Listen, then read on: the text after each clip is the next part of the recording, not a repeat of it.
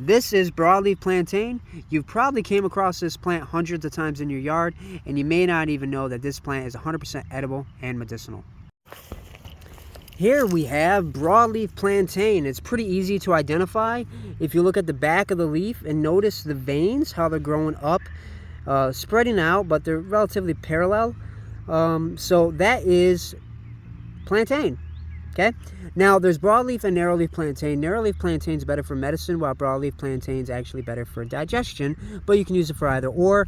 You can also identify it from its, I guess you can call this a flower. Okay, this is another way of identifying this plant.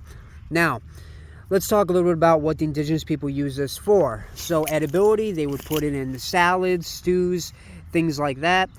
As far as medicinally, they would actually use this for all sorts of things. So if you got a bee sting, a cut, a scrape, a rash even, what the indigenous people would do is they would actually put this in their mouth, they would chew it up into like a poultice, and then they would apply it on the wound similar to how yarrow would be applied to a wound to stop bleeding.